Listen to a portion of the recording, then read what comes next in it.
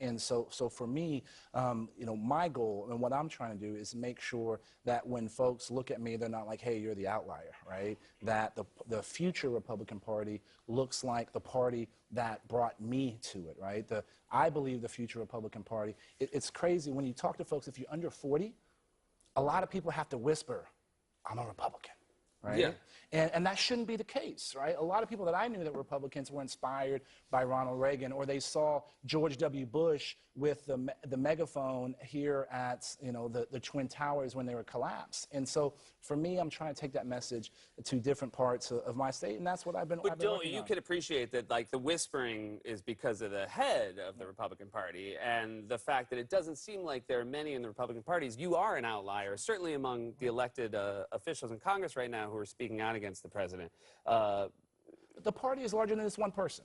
Right, but I mean, so sure, it's an important person. It's a large voice, right? But there's other people, and there was a Republican Party before, and there's going to be a Republican Party after, and so that's why we have to make sure that we're inspiring people in order to understand, you know, what my flavor is, right? And that flavor is I'm a Republican because I believe the way we've always solved problems and the way we're going to solve problems is by empowering people, not empowering the government. I actually believe that we can clap for that.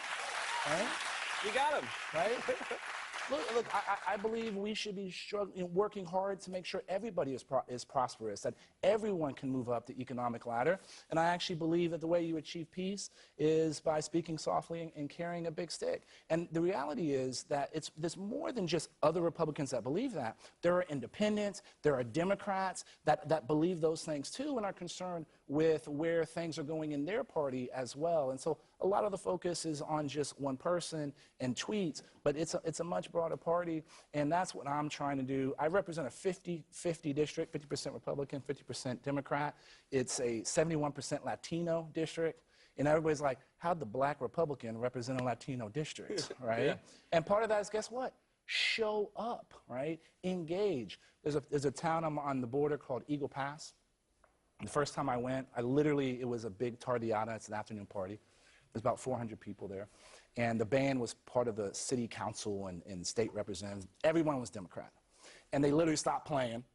And people came up to me. I told the person, I think, count how many times people asked me this question. It was, why are you here? And my answer was, because I like to drink beer and eat cabrito too. Right? And the second time I showed up, people would shake my hand. Third time I showed up, people would walk by and be like, I'm a Republican. Right? Fourth time I showed up, they told me their problem. Fifth time I came back and be like, hey, remember that problem you told me? I sorted it out, right? Yeah. And that's ultimately what I try to do. You got to worry about when you go and they're like, you got to stop coming here all the time and drinking all of our beer. Right, we have figured you out. We see right through you now. And so here's what I've learned. Way more unites us than divides us, right? And thank you.